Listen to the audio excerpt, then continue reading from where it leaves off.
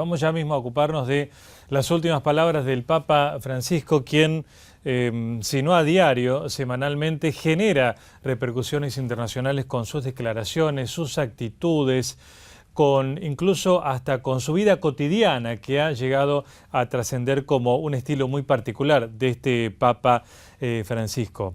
Lo último que dijo, muy importante, que está teniendo mucha repercusión, se refiere nada menos que a los casos de abuso sexual de menores de edad, de niños, por parte de sacerdotes católicos en distintos lugares del mundo. Quizá uno de los casos más conocidos fue el de los sacerdotes de Boston, en Estados Unidos, que cometieron varios abusos a tal punto que hubo indemnizaciones millonarias de parte de la Iglesia por reclamo de las víctimas en relación a esos obispos o sacerdotes de Boston. Y estamos comunicados ahora con Sergio Mora, periodista italiano, para que nos amplíe y analice esta información que viene del Vaticano por estas declaraciones del Papa. ¿Qué tal, Sergio? Juan Micheli, ¿cómo estás? Hola, hola, mira, aquí estamos en una tarde de primavera realmente muy, muy bonita. Quería comentarte que fue hoy el Papa, se encontró con una delegación de la Oficina Internacional Católica de la Infancia. Sí. El Papa tenía un discurso preparado que había dado la sala de prensa del Vaticano, pero apenas empezó a hablar, dejó de lado el discurso y habló improvisando, demostrando cómo este tema lo lleva él realmente en el corazón. Fue muy impresionante porque él dijo, he pedido perdón con firmeza, porque la Iglesia no retrocede ante este mal. Me siento interpelado a hacerme cargo de todo el mal que algunos sacerdotes, bastantes en número, no en comparación con la totalidad, hacerme cargo y a pedir perdón del daño que han hecho por los abusos sexuales de los niños. O sea, realmente muy impresionante. ¿Hay antecedentes de una declaración y un pedido de perdón tan claro como el del Papa Francisco? Anteriormente Benedicto XVI en un momento hizo alguna referencia, pero tengo la sensación de que fue más solapada. No, especialmente cuando llegó a Estados Unidos, Benedicto XVI fue muy impresionante porque Sí. afrontó el tema de cara y dijo, siento vergüenza por tener que decir eso, y entró de frente, dijo lo que pensaba, inclusive causando muy buena impresión en Estados Unidos, porque los americanos en ese sentido son muy pan, queso, queso. Debo decir que además en el 2011 y 2012, o sea, último año y medio de Benedicto y primer medio año de Francisco, que son las cifras que tengo, han sido expulsados casi 400 sacerdotes por este tipo de casos. O sea que hay mano dura, hay deseo de tolerancia cero, y el Papa lo ha dicho aquí muy bien, muy claramente. Incluso dijo bastantes. Claro, quizás no en número total, estadísticas anteriores hablaban de un 2%, pero igualmente son números, como dijo el Papa, que son tremendos y por los cuales el Papa pidió perdón. La expulsión de este número, que es bastante importante, no sé cuántos sacerdotes hay en el mundo, debe estar el dato, no sé si vos lo tenés a mano. Si no me equivoco, es menos de 1.000.000, si no me equivoco. No tengo bien el número aquí en este momento presente.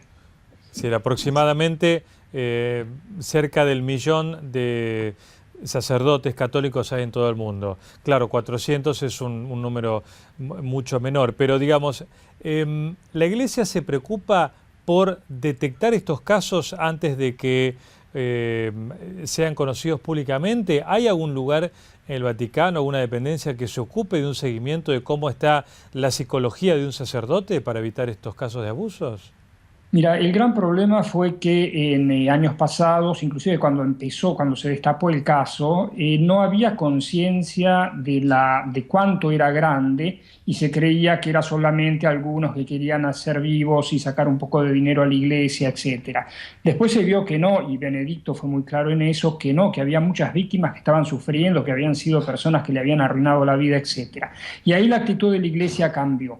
Inclusive antes de Benedicto, los casos de abusos eran tratados por los obispados o arzobispados locales. Y entonces en Roma no se tenía el pulso de cuánto grande era el problema. Apenas llega ahora un caso de este tipo, va a Roma, o sea, es Roma directamente quien interviene, y sí, se han creado estructuras para prevenir, se han creado incluso una especie de número verde al cual la gente puede llamar y consultar, o sea, hay conciencia de lo tremendo de esto que en un primer momento no había, parecían casos aislados, parecían algo que no tenía la envergadura que en realidad tuvo. Mm. Ahora, el perdón, por supuesto que es bienvenido. Las víctimas seguramente sentirán algún alivio, son todos casos muy particulares y subjetivos, pero que el Papa pida perdón, al público general le caerá seguramente bien, pero hay que tener en cuenta a la víctima, cómo le cae a aquella persona que alguna vez sufrió un abuso de un sacerdote. Claro, y eso fue lo que Benedicto puso el punto, o sea, no era solo que había que pagarle dinero o que no, eran personas que habían sufrido y él dijo por a quienes les había sido confiado justamente darle formación del Evangelio, de la pureza del Evangelio, etcétera, cometieron esos abusos. Entonces, doblemente tremendo. Inclusive, bueno, ahora se ha movilizado mucho todo, uno ve que hay un plan de tolerancia cero que ha sido puesto en marcha y esos sacerdotes que están echando, porque esos son en el último, dije 2011, 2012, pero habría que ver los datos de los últimos 2 años, ya incluso con Papa Francisco, yo creo que esa tendencia sigue y sigue sin lugar a dudas, inclusive he sabido de sacerdotes que han terminado en cárcel, o sea, y la Iglesia dice, bueno, cada uno se asume sus responsabilidades. Claro, ahora, pero no es menor tener en cuenta que en otras religiones esto no ocurre. Los protestantes se casan, forman su familia, los rabinos también, es decir, los musulmanes también. Evidentemente está pasando algo y no hay en la Iglesia un debate sobre por qué ocurre Sí, justamente dentro del catolicismo. sí, se ha hablado mucho, se ha profundizado inclusive los motivos psicológicos, no se cree que sea tanto ligado al ¿Al problema de no estar. celibato? No, porque hay muchas personas que son casadas y tienen o sea, el porcentaje en otras religiones o incluso en otros ámbitos, como por ejemplo en el caso de gimnasia, de profesores de gimnasia y demás, es mucho mayor, pero no es el problema una cuestión de números. Tampoco es una cuestión, o sea, se ha visto que en otras religiones, inclusive con sacerdotes casados, los porcentajes no es que sean menores. El problema está justamente en que apenas hay un caso, ayudar primero proteger a las personas que pueden ser víctimas, potenciales víctimas, porque sucedía incluso muchas veces que a la persona, al sacerdote, lo cambiaban de diócesis o de Claro. parroquia y volvía a ser la misma cosa. Quizás porque en la antigüedad no se habían dado tantos casos de este tipo. Había sí casos como en todos, como sucede, pero en el caso de abusos en particular, o quizás no salían a la luz. En cambio, ahora lo que se hace es una precaución muy grande. O sea, el sacerdote que tuvo algo en esta línea, aparte de que tiene que responder a la justicia penal, tiene que ser puesto en un lado en el cual no haga daño a otras Mm. personas. Pero entonces, por tu experiencia en el Vaticano, digamos, no vinculan los abusos con el celibato. No necesariamente, o sea, normalmente es un problema más psicológico de la persona porque justamente hay muchas, en la sociedad civil el porcentaje incluso es un poco más alto, son números, siempre los números son un Claro. poco difíciles y, no, y muchas de las personas, la mayoría son todas personas casadas, los que caen en casos de pedofilías, abusos, etcétera. Pero, o sea, no es necesariamente eso, no es Mm. necesariamente eso. Que también está atado con casos aunque no haya un abuso, sí de sacerdotes que mantienen con adultos, Claro. digamos, también relaciones, ¿no? Que evidentemente cuesta. Claro, claro, inclusive, Hace 2 días terminó aquí en el Vaticano una reunión internacional contra la trata de personas en la cual se buscaba una alianza entre la Policía Internacional y la Iglesia, porque la Iglesia realiza una labor muy importante en recuperar a estas personas que cayeron en el tráfico, en la trata de personas, o sea, puede ser como servitud, pero también de explotación sexual. Entonces la policía tiene un papel muy importante para desde el punto de vista policial, desarticular estas redes. Pero el trabajo inclusive tuve la oportunidad de hablar con un jefe de policía español, me decía que el trabajo más duro es la rehabilitación de estas personas. Y en ese trabajo la iglesia, especialmente las religiosas, cumplen un rol muy importante. Francisco estuvo allí en la Casina Pío IV, donde se realizó esta conferencia internacional con 22 jefes de policías, más de casi 200 personas, y los instó a seguir en este trabajo contra la esclavitud de las personas, porque la dignidad y la libertad la identidad son factores fundamentales para todos, de cualquier persona, de cualquier raza, de cualquier religión. Paralelamente a este pedido de perdón fue muy crítico con el matrimonio homosexual, ¿verdad? Sí, en realidad en el texto, él más que entrar en el tema, él dijo que los niños tienen derecho a vivir en una familia con la asistencia del padre y la madre. Después también habló del trabajo de los niños soldados, etcétera, etcétera. Pero, o sea, no entró así, como se dice, de frente contra el tema, no, ni siquiera en el texto que dio la Sala de Prensa del Vaticano, el texto escrito, ni siquiera habló de la homosexualidad o matrimonios gay. No, él dijo que el niño tiene derecho a una familia, con un padre, una familia, un lugar donde crecer, un ambiente propio.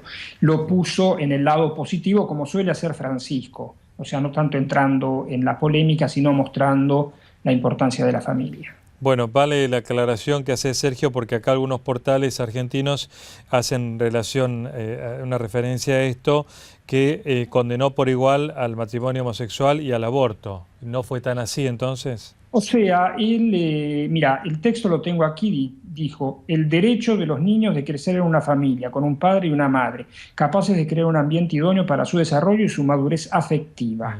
O sea, en ninguna parte del texto veo la palabra homosexual o gay o nada de eso. Y después dice que con los niños no se puede hacer experimentos, no son cobayas de laboratorio, ¿no? Esto refiriéndose al querer imponer un pensamiento único, probablemente también hablando de la ideología de género, pero no usó esas palabras, sino que lo puso desde el punto de vista positivo. Bien. Bueno, y suponemos que estas palabras han caído bien en general en la repercusión que hubo en Italia. Sí, sí, sí, bueno, sí, sí, absolutamente, especialmente porque es un camino de tolerancia cero que ha sido emprendido hace algunos años por la Iglesia cuando se destapó el caso. En un primer momento no hubo no se sabía bien lo que estaba pasando, digamos la verdad, había una cierta desorientación.